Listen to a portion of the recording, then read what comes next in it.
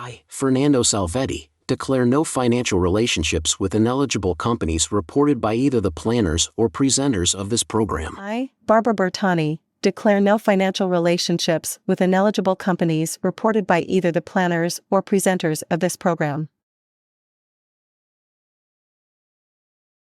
Let me leave the stage to Louise, a newly born digital human, then to my human twin, the real Barbara. She is a psychologist from the real world. I'm only her digital twin. We at eReal are excited to introduce Louise, a newborn digital human, to the workplace. Louise is designed to simulate real people with real personalities and real emotions. Her versatile attitudes are essential for recreating ultra-realistic interactions through a virtual environment. Hello, everybody. My name is Barbara Bertagni. I'm a psychologist, founder, and managing partner of LogosNet. Fully agree with our avatar Louise. The key idea of our work is allowing learners to have real interaction in a virtual environment. From a psychological point of view, what I love in this solution is that real people work together as a real team, interacting in a natural way without wearing glasses or headsets, and the technology is user-friendly. This makes the learning authentic and not overproduced. You have to talk, and it won't be easy for you. You might say I'm an aggressive lady. Are you ready to talk? There are dozens of trainings on the topic of difficult, crucial, or challenging conversations. But that is not the way to learn how to handle me. I am unique, and you can start your own training with me. Try to adjust your attitude and techniques for maximum effectiveness. Hi, we have to talk, and it won't be easy for you. You might say I'm an aggressive lady. Are you ready to talk? There are dozens of trainings on the topic of difficult, crucial, or challenging conversations. But that's not the way to learn how to handle me. I'm unique, and you can start your own training with me. Try to adjust your attitude and techniques for maximum effectiveness. From what you've told me, I can see how you came to the conclusion that I'm not a team player. And I think I am. When I present problems with a project, I'm thinking about its long-term success. I don't mean to be a critic, but maybe I sound like one. Perhaps we can talk about how to address these issues so that my intention is clear. From what you've told me, I can see how you came to the conclusion that I'm not a team player. And I think I am. When I present problems with a project, I'm thinking about its long-term success. I don't mean to be a critic, but maybe I sound like one. Perhaps we can talk about how to address these issues so that my intention is clear. I'm wondering what was on your mind at the time the latest tests were performed in the class. It seemed to me that you were anxious about answering formal questions. What were your feelings? How can I support you to sustain and improve your performance? I'm wondering what was on your mind at the time the latest tests were performed in the class. It seemed to me that you were anxious about answering formal questions. What were your feelings? How can I support you to sustain and improve your performance? Hi there. I am a member of a new generation of avatars gifted with social intelligence.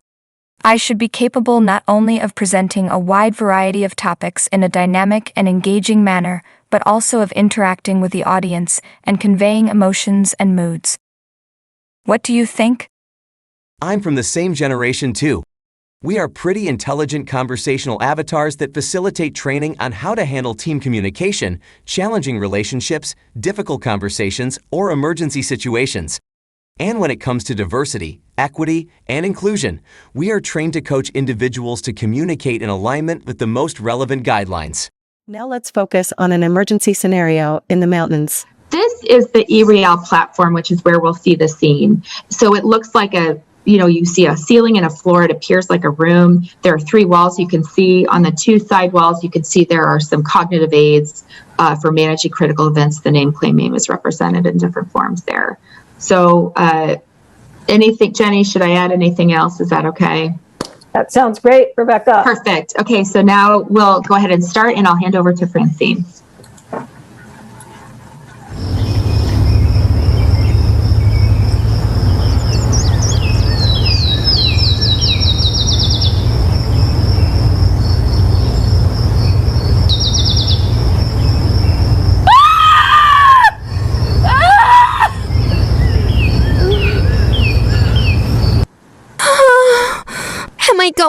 okay? Ah! Oh, my God, I'm hurt. Please, help me. Is there someone that can help me? Oh. Oh. Ah! Oh my God! I'm in pain! Help me, please! I think I'm bleeding from my forehead! My foot's killing me! Hello, miss. We're a group of colleagues from the local hospital. We're going to help you. Please don't move. Just wait a little bit here. Okay. Okay, team. It's very hard to not move. I'm in pain. Yeah. Just stay there, and you'll be okay. Yes. Team. I'm going to name the situation. We have an injured woman with a head wound, a sprained or fractured ankle, and we are in a remote area. Okay. So I'm going to claim I can take charge, but I'm going to need your help and ideas for best management here. Is that okay with you guys? Sure, of course. Sir. We'll help you. Let's go. Okay. What do you want me to do? So Nacho, can you contact the park ranger? Okay, I'm going to chat and I'm going to text the rescue team. Okay, Clément, can you attend to the patient? Yes, I'm going to take care of her. And Christian, what's your idea on what to do next? Well, I think we have to be very careful. Take her out of here. It's dangerous, and we need to bring her to a hospital. So what I could do is create something to carry her away. What do you think? Okay, that's a good idea. So the aim here is really to move her out of the trail safely and meet the park rangers on the way. Does anyone have any other ideas, or am I forgetting something? That's fine. I'm calling to the rescue team. I'll let you know what happens, okay? Okay. And I'll be right back with the stretcher. Oh, here it is. Here's my stretcher. Hello, miss. Okay. Is there any other thing that your forehead and ankle that's hurt you? What, my forehead? My forehead hurts. Okay. I think I'm bleeding. From where? From my head. It feels like blood is dripping down my head. Okay, I'll have a look at that. And my ankle hurts. Okay, I'll try to make something for you.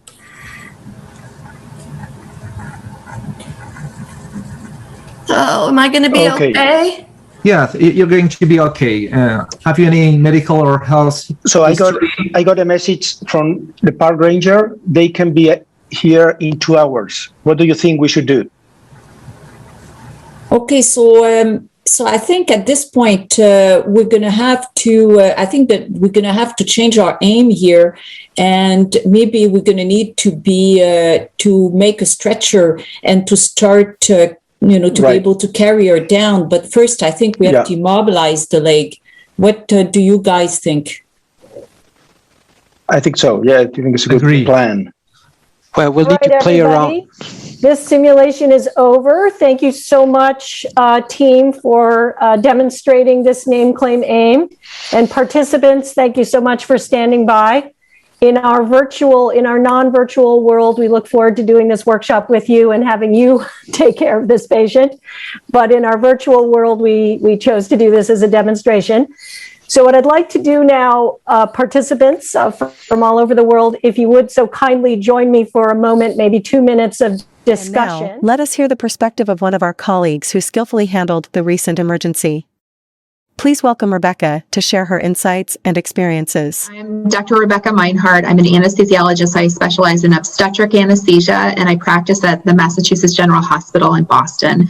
I was very excited when I started working with Fernando and the eReal platform, because it just afforded a level of engagement for our participants, learning these challenging applications of crisis resource management skills. And so in particular, this paradigm that we teach now, the name, claim, aim mnemonic, to help people apply the crisis resource management principles more in an organized fashion. That was a little bit more challenging to do before we started using eReal. And I used to use it in a brick and mortar fashion, which was very engaging, where people could actually interact with the scenario that was broadcast on the wall. They could touch the screen. It was very engaging. Now that it's moved to an online platform, I'm really excited, because I do feel like there's a lot more opportunity to reach people and to have them practice these very challenging skills that are challenging to apply anyway, in the midst of a crisis. And so I'm really excited about this possibility, and especially using avatars and being able to slow down, speed up, pause videos and engage people in a wider audience in a virtual platform is really exciting. Medical community can really benefit because of the wide range that people can engage within the platform. It can support multiple learners at once. You can have a lot of fluidity with who is engaging in the actual scenario. You can pause and engage the whole group to debrief. It's more interactive than just, say, watching a video, where that's sort of what we're limited by right now with the pandemic ongoing. And I don't see the virtual environments going away. In fact, I see them only being used more because of their vast utility. For the non-medical purposes, I can see a lot of benefit, because this is the kind of platform that you could use for communication, teaching, leadership. You could introduce these, crisis resource management principles may look different in different specialties, but elements of leadership and inclusivity, problem solving in a dynamic fashion, getting lots of voices and cognitive diversity to generate solutions. I think that's all applicable to many fields. And so that's the type of platform that this supports, that eReal in a virtual platform supports. And so the content may look a little different, but the principles remain the same. And I think it just has wide applicability. It's now time to hear the testimony of Linda Zanin, who coordinates the ultrasound program at Montgomery College in Maryland. So could you please provide an overview of the benefits and the challenges of using virtual patient avatars to practice effective communication skills in a diverse healthcare environment? Sure. Well, we are using the patient care avatars, or we're using the avatars to teach our students good communication skills. We use it at various different times in our program, for instance, with our novice students, where they're just learning the actual dialogue, right? What is a normal dialogue to have with different types of patients? So since we are ultrasound, having a dialogue about an abdominal ultrasound versus a cardiac ultrasound versus an obstetrical or vascular, just the very basics of the type of information that we need to extract from patients. But it's not just about the experience of extracting the information. It's about creating an environment for the patient where they feel welcome and at ease in what oftentimes is a very stressful situation, right? Because patients come to us because they're trying to determine if they're sick or if they have a specific condition or pathology. And so there's a lot of anxiety that comes with many patients. Not all. Some patients come for very happy reasons, like they are pregnant and they're taking a look at their baby. But more often, it has to do with patients coming to visit with us to have an exam where they are experiencing some anxiety, even maybe some anger, because, why me? Why am I sick? So that experience there, again, for a novice student in any health profession, if it's nursing, medical students, sonography, physical therapy, whatever it is, there's those initial interactions that are very important about just learning good communication skills. And so that's very important to us. As our students progress through our program, they become much more experienced with their patient interactions because they are at hospitals working with patients. But what they may not have much experience with is the different types of patients that you then get, in addition to, again, the typical protocol and understanding the questions you need to ask, but the very tearful patient, the angry patient, the anxious patient. And so we've built in not just, for instance, an abdominal ultrasound protocol where they're working and understanding the questions they need to ask and the information they're getting. But then we change the patient interaction having to do with are they angry or happy or sad or tearful? And so we add those additional layers on as we progress through the program. We don't start that way. We start with a very happy patient who is happy to engage and interact and answer the questions. And then as they progress through our program and they become more experienced, we start adding those additional layers of complications.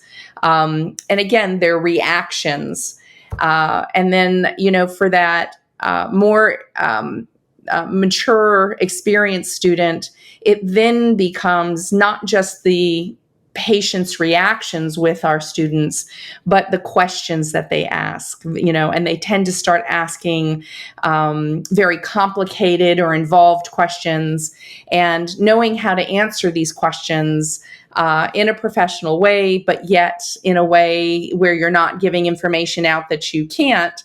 But students don't want to hear, no, I can't answer, or excuse me, patients don't want to hear, no, I can't answer that. They want to hear some bit of information that will at least calm them down, recognizing that that information will come soon or at another time from another health professional.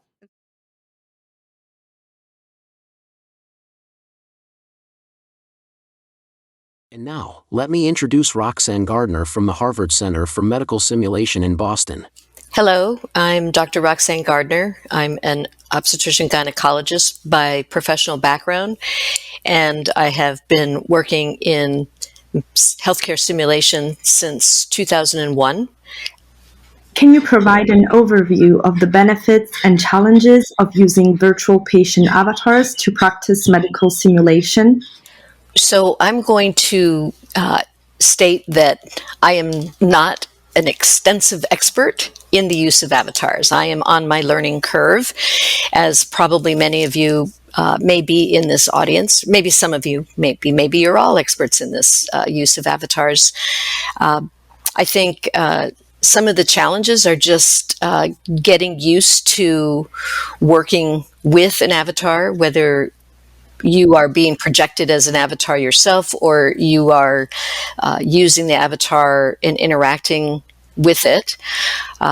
So there's a little bit of disease or, comfort, maybe a little discomfort with getting used to avatars in general. And I think once there's a little bit more comfort or familiarity with it, then I think there are probably some great benefits of having avatars to interact with. One can practice difficult conversations, maybe challenging, probably even name, claim, aim.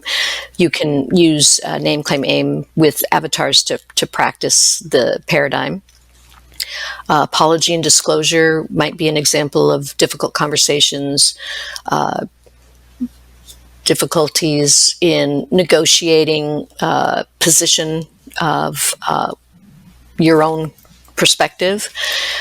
There may be the clinical aspects of medicine. There may be some abilities to interact and direct an avatar to treat, quote, another avatar that may be in distress. So that can be recreated and practiced. And actually, being that it's an avatar and in the digital world, one can do that with people who are probably on the other side of the world. So there's a lot of ability to interact with people in your clinical space from around many different locations. So I think that's a really attractive thing. And that might be something, really advantageous in rural communities that are hard to, maybe low resource, maybe there's just the ability to to have a bandwidth, but there's no ability to really have a lot of equipment in terms of simulation and mannequins. So avatars can provide substitute, so to speak, or augmentation of that capability. So there probably is a lot more benefits, but the challenge is also, in that you do need a good bandwidth to be able to have a stable connection. And so, that may be a big challenge in reaching out to the more rural communities or low resource areas. And how do you envision avatars being used to engage learners with diversity and inclusion? Well, that's a really good question. I think it speaks to what I just had talked about in terms of the benefits.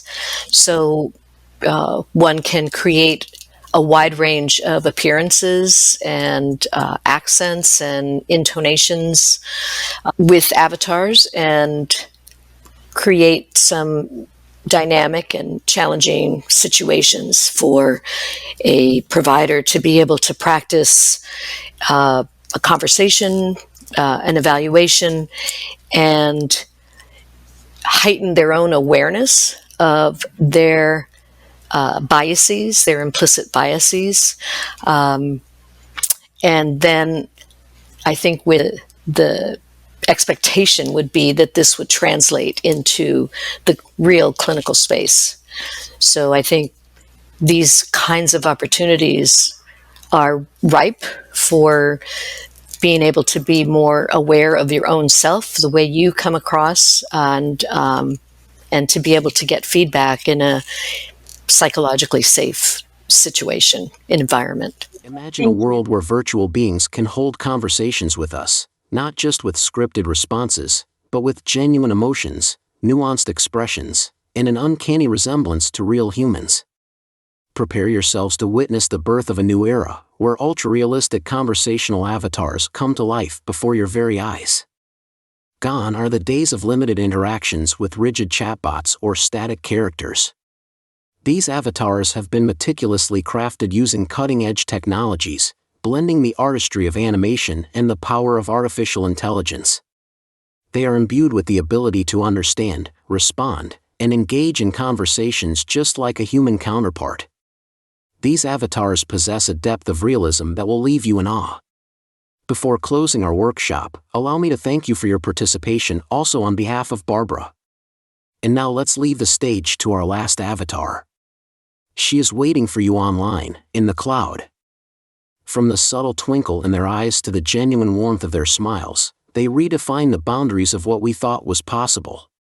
But don't let their stunning appearances deceive you. These avatars are more than just virtual faces.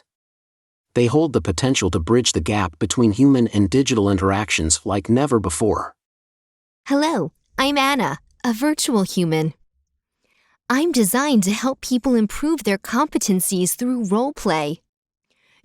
Virtual reality and artificial intelligence can help scale and create a very effective experiential learning. Play with me in order to improve your emotional intelligence. I can play different roles in different scenarios. Just a click and I change my location. I can be your colleague, your patient, your client, your boss, your visitor. Anything that can help you in your practice. And most importantly, I can express emotions just like you. Work with me, and you will learn how to deal with angry people, or we can share the same happy moment. You can practice your empathy and how to deal with emotions in a powerful and engaging way. So I look forward to meeting you for a demo. Wishing you all the best.